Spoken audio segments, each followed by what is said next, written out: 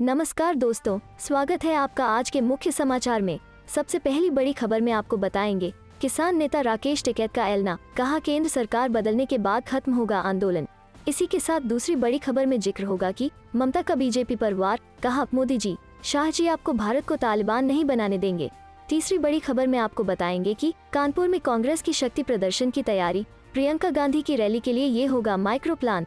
दोस्तों, हर एक खबर की गहराई में आपको ले जाएंगे, लेकिन उससे पहले अगर आपको भी ऐसा लगता है कि भाजपा की उल्टी गिनती शुरू हो चुकी है तो आप अभी इस वीडियो को लाइक कीजिए और इस लाल बटन को दबाकर चैनल को सब्सक्राइब करके घंटी बजाइए और कमेंट में लिखे जय हिंद। किसान नेता राकेश टिकैत का ऐलान, कहा केंद्र सरकार बदलने के बाद खत्म होगा आंदोलन।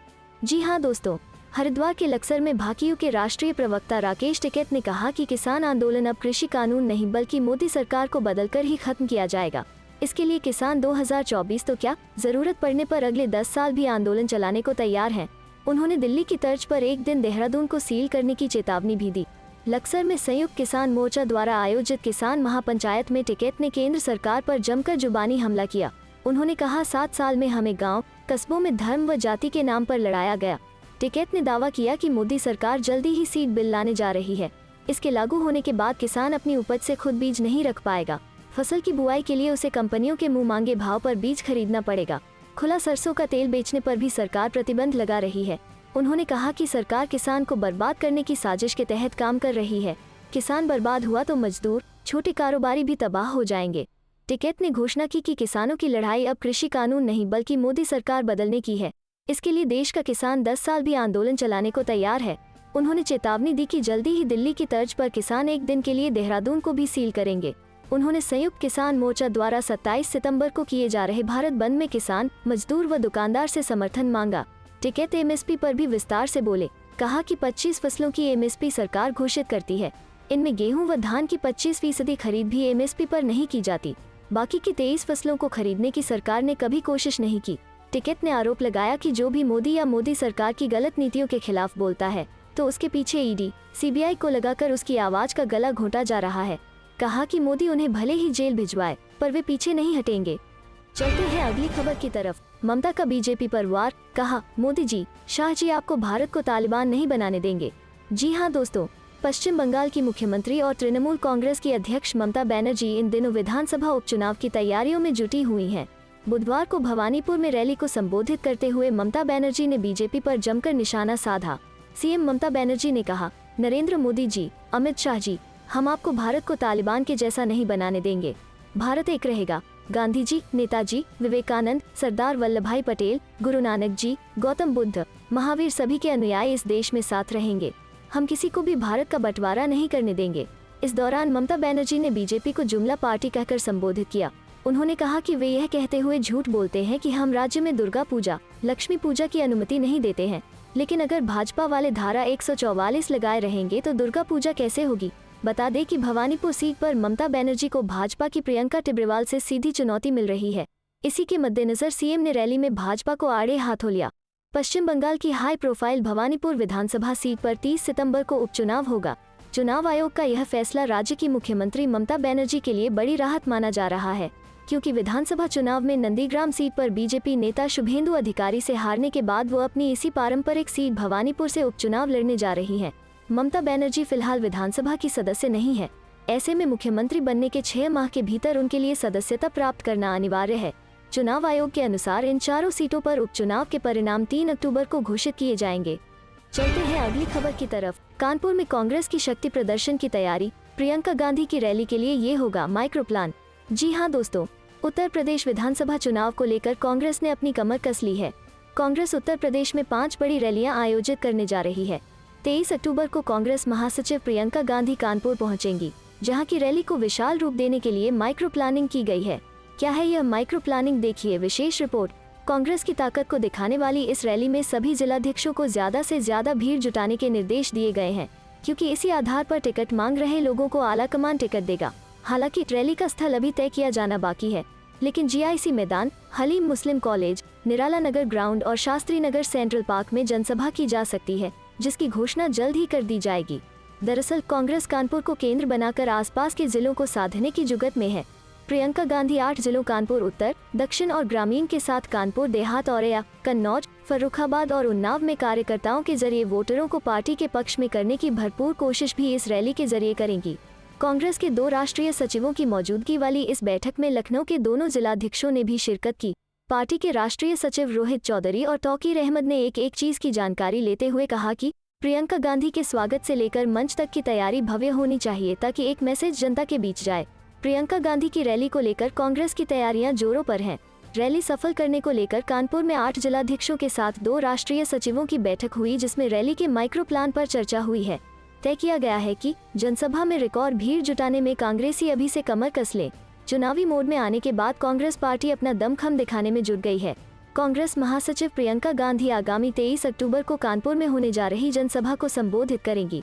इसमें 8 जिलों के कार्यकर्ता और नेता अपनी पूरी ताकत झोंकने जा रहे हैं। रैली को लेकर राष्ट्रीय सचिव सभी जिला अध्यक्षों को जिम्मेदारी सौंप चुके हैं और टिकट के दावेदारों को जनसभा में कार्यकर्ताओं के जरिए शक्ति प्रदर्शन भी करना होगा।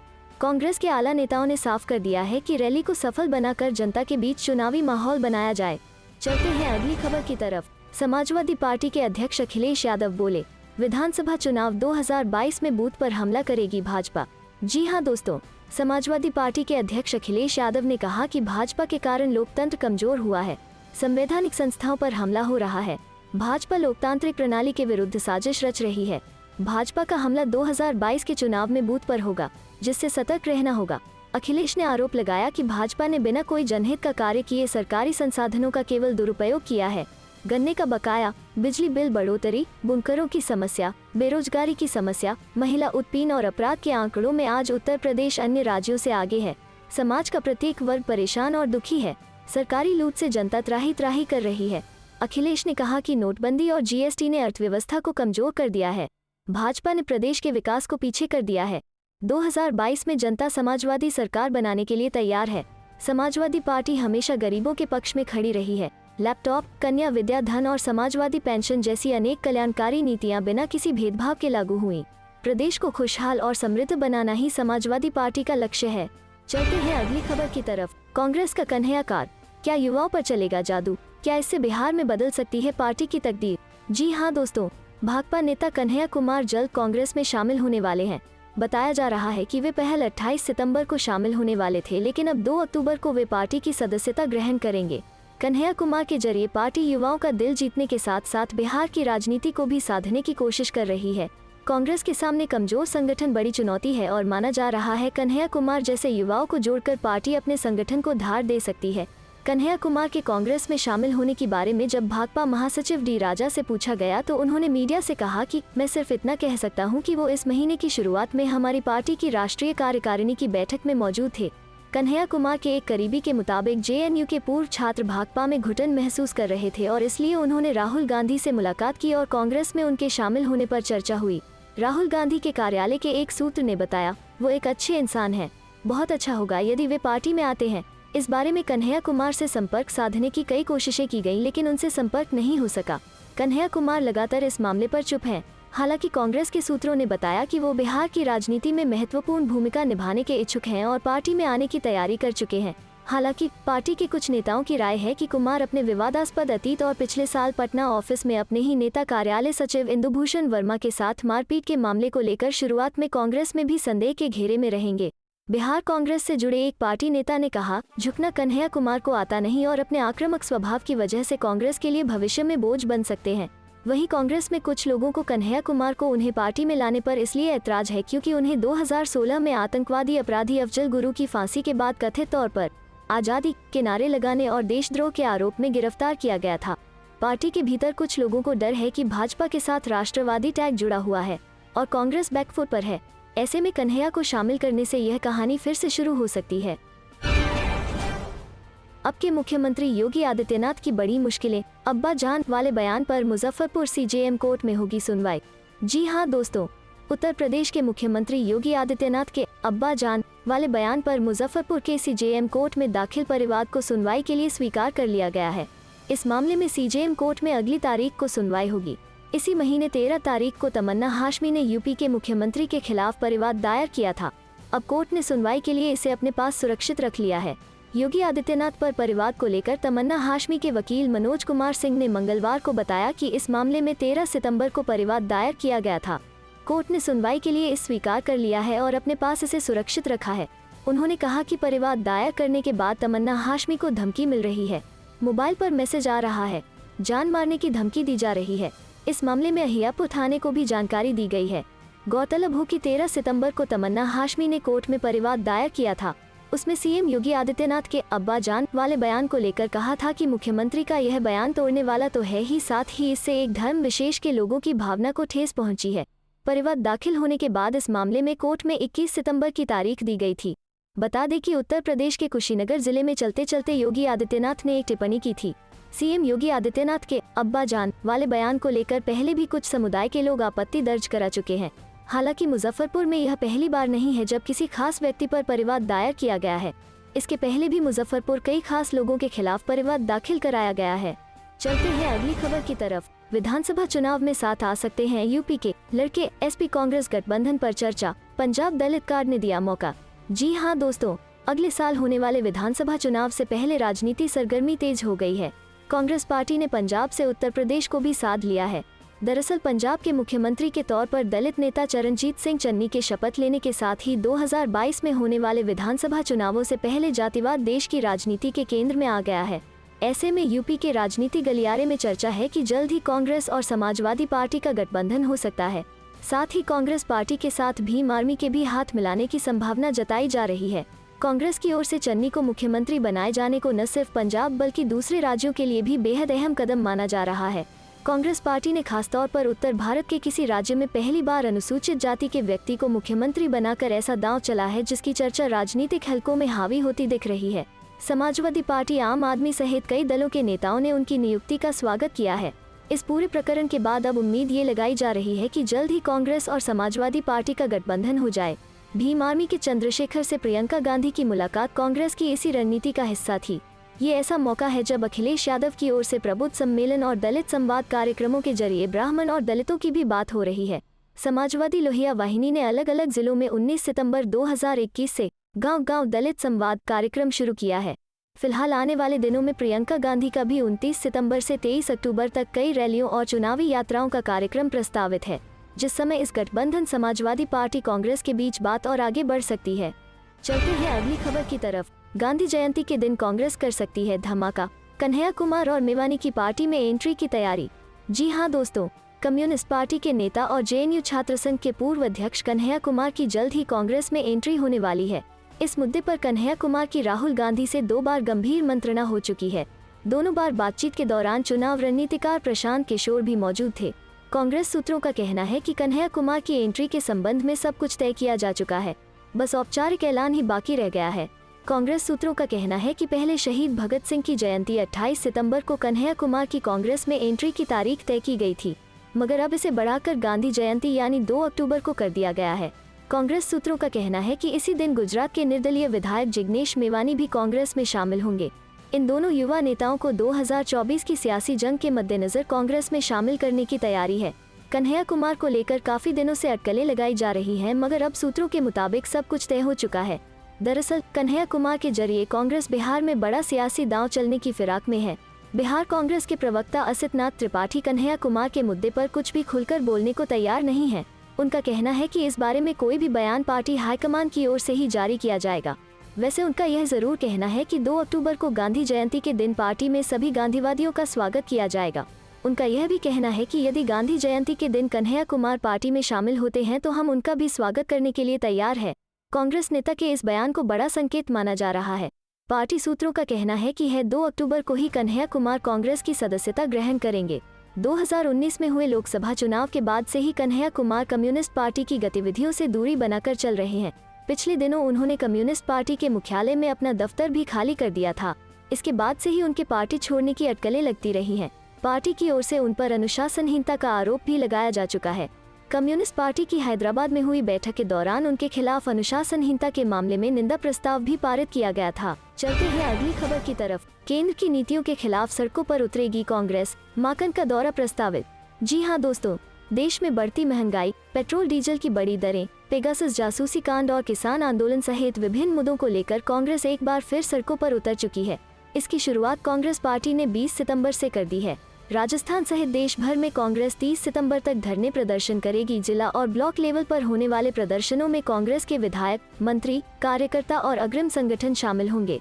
इस संबंध में अखिल भारतीय कांग्रेस कमेटी के संगठन महामंत्री केसी वेणुगोपाल ने सभी राज्यों के पीसीसी चीफ, प्रदेश प्रभारियों को सर्कुलर जारी करके प्रदर्शन करने के आदेश दिए हैं। वहीं प्रदेश के सभी जिलों और ब्लॉक में 28 से 30 सितंबर तक बड़े प्रदर्शन होंगे। इसे लेकर प्रदेश कांग्रेस ने तैयारियां भी शुरू कर दी हैं। इधर महंगाई के खिलाफ होने वाले प्रदर्शनों और आगामी 2 सीटों पर होने जा रहे उपचुनाव के मद्देनजर कांग्रेस के प्रदेश प्रभारी अजय माकन का प्रदेश दौरा प्रस्तावित है। हालांकि माकन के दौरे का रोडमैप फाइनल नहीं हुआ है, लेकिन प्रदेश कांग्रेस से जुड़े सूत्रों ने संकेत दिए हैं कि अजय माकन 28 और 29 सितंबर को राजस्थान दौरे पर आ रहे हैं, जहां वे धरियावद और वल्लभनगर विधानसभा क्षेत्रों का दौरा कर वहां कांग्रेस कार्यकर्ताओं से मुलाकात करेंगे और जमीन फीडबैक लेंगे। इस दौरान प्रदेश कांग्रेस के अध्यक्ष गोविंद सिंह डोटासरा भी उनके साथ मौजूद रहेंगे। गौरतलब है कि साल की शुरुआत में 3 सीटों पर हुए उपचुनाव में सहाड़ा और राजसमंद चुनाव की मॉनिटरिंग करने के लिए प्रदेश प्रभारी अजय माकन ने उदयपुर में कैंप किया था और कई दिन वहां रहकर नेताओं को दिशा निर्देश दिए थे। चलते हैं अगली खबर की तरफ। केजरीवाल की बढ़ती लोकप्रियता से डरी बीजेपी, तभी भेजा ऐड का नोटिस राघव चड्ढा। जी हां दोस्तों, आम आदमी पार्टी के राष्ट्रीय सचिव पंकज गुप्ता को मिले ईडी के नोटिस को लेकर एक बार फिर आपके प्रवक्ता राघव चड्ढा ने भारतीय जनता पार्टी पर निशाना साधा है। राघव चड्ढा ने कहा कि मैं भारतीय जनता पार्टी से कहना चाहता हूं कि अगर राजनीति करनी ही है तो केजरीवाल की तरह काम की राजनीति करो। चड्ढा ने कहा कि ये नोटिस या समन भेजकर तुम्हें लगता है कि तुम हमें डरा सकते हो, खदेड़ सकते हो, ऐसा नहीं होने वाला है। आम आदमी पार्टी और अरविंद केजरीवाल के सिपाही इस मिट्टी से नहीं बने कि इन नोटिसों से घबरा जाएं। चड्ढा ने कहा कि उत्तराखंड से लेकर गुजरात और पंजाब से लेकर गोवा तक आम आदमी पार्टी का बढ़ता ग्राफ और केजरीवाल की लोकप्रियता देखकर बीजेपी वाले इस प्रकार की राजनीति पर उतर आए हैं। चुनावी मैदान में ये हमें हरा नहीं सकते, इसलिए अब इस तरह के ईडी के नोटिस भेजकर हमारा चरित्र हनन करना चाहते हैं। चड्ढा ने कहा कि हमें ईडी या किसी भी जांच एजेंसी के सामने जाने से कोई दिक्कत नहीं है। हमारे सारे बहीखाते और अकाउंट्स आपकी सारी एजेंसियां कई बार देख चुकी हैं। अगर लोगों के दिलों में जगह बनानी है और आम आदमी पार्टी को चुनौती ही देनी है तो अच्छे काम करके दो। केजरीवाल जी की तरह काम की राजनीति करो, बदले की राजनीति से ये नहीं होगा। बीजेपी को यूपी में नहीं मिलेगी 140 सीट से ज्यादा, किसान नेता राकेश टिकैत ने किया दावा। कहा, मैं भी कर रहा हूँ राजनीति। जी हाँ दोस्तों, किसान नेता राकेश टिकैत की अगुवाई में पिछले 10 महीने से किसान केंद्र सरकार द्वारा पारित 3 कृषि कानूनों के विरोध में धरने पर बैठे हुए हैं। पिछले दिनों संयुक्त किसान मोर्चा की तरफ से यूपी के मुजफ्फरनगर में किसान महापंचायत का आयोजन भी किया गया था। एक इंटरव्यू के दौरान जब राकेश टिकैत से यूपी की राजनीति को लेकर सवाल पूछा गया तो उन्होंने कहा कि हाँ, मैं राजनीति करता हूँ। इसके साथ ही उन्होंने यह भी दावा किया है कि यूपी में बीजेपी की 140 से ज्यादा नहीं आएगी। एक इंटरव्यू के दौरान राकेश टिकैत से सवाल किया गया कि आप कह रहे हैं इस बार बीजेपी को वोट नहीं मिलेगा, आपको क्या लगता है कि बीजेपी कितनी सीटें उत्तर प्रदेश विधानसभा चुनाव में जीत सकती है? इस सवाल पर किसान नेता ने कहा कि इनकी 140 से ज्यादा सीटें नहीं आएंगी। किसान नेता ने यूपी में हुए पंचायत चुनाव का हवाला देते हुए कहा कि उसमें इनको कितनी सीट मिली है। उन्होंने बीजेपी पर आरोप लगाया कि उत्तर प्रदेश के जिला पंचायत चुनाव में डरा धमका कर वोट लिया गया। एंकर ने उनसे कहा कि 1 साल में आपने जितनी लोकप्रियता हासिल की उतना मुझे नहीं लगता कि किसी किसान नेता ने हासिल की है। आप स्टार किसान नेता बन गए हैं। उन्होंने कहा कि हम स्टार नहीं हैं, हम हल चलाने वाले किसान हैं। उनके जवाब पर कहा गया कि आपको ऐसा नहीं लगता कि आप स्टार बन गए हैं। राकेश टिकैत एंकर के इस सवाल पर कहने लगते हैं कि मैंने टीवी देखता हूँ, ना ही अखबार पढ़ता हूँ, ना मैंने बाहर की दुनियादारी देखी है। उन्होंने चल रहे किसान आंदोलन को लेकर कहा कि इस दिन सब कुछ ठीक हो जाएगा। चलते हैं अगली खबर की तरफ। चीन फिर कर रहा कोई गुस्ताखी, राहुल गांधी बोले नए युद्ध के साए में जी रहा है भारत। जी हाँ दोस्तों, वास्तविक नियंत्रण रेखा पर भारत चीन के बीच अब भी तनातनी का माहौल है। इस बीच कांग्रेस नेता राहुल गांधी ने ट्विटर पर कहा है कि भारत अब एक नए युद्ध के साए में जी रहा है। राहुल ने एक खबर शेयर की है जिसमें कहा गया कि चीन सीमा के पास अपना बुनियादी ढांचा तेज कर रहा है। मीडिया रिपोर्ट का हवाला देते हुए पूर्व कांग्रेस अध्यक्ष ने लिखा, बॉर्डर पर हम एक नए युद्ध प्रतिमान का सामना कर रहे हैं, इसे नजरअंदाज करने से काम नहीं चलेगा। राहुल गांधी ने जो खबर ट्विटर पर शेयर की है उसमें दावा किया गया है कि चीन लगातार लद्दाख में सीमा के पास अपने हथियार तैनात कर रहा है और युद्धाभ्यास भी कर रहा है। रिपोर्ट में कहा गया है कि चीन रात के समय में ड्रिल भी कर रहा है। बता दें कि राहुल गांधी ने पिछले साल पेंगोंग झील में भारत चीन सैनिकों के बीच हुई झड़प के बाद से लगातार भारत और चीन के बीच सीमा गतिरोध से निपटने पर सरकार की आलोचना करते आ रहे हैं। दोनों पक्षों ने धीरे धीरे हजारों सैनिकों के साथ साथ भारी हथियारों को लेकर अपनी तैनाती बढ़ा दी है। कई सैन्य और राजनयिक वार्ताओं के बाद दोनों पक्षों ने पिछले महीने गोगरा क्षेत्र में विघटन प्रक्रिया को पूरा किया था। फरवरी में दोनों पक्षों ने अलगाव पर एक समझौते के अनुरूप पेंगोंग झील के उत्तरी और दक्षिणी किनारे से सैनिकों और हथियारों को हटा दिया था।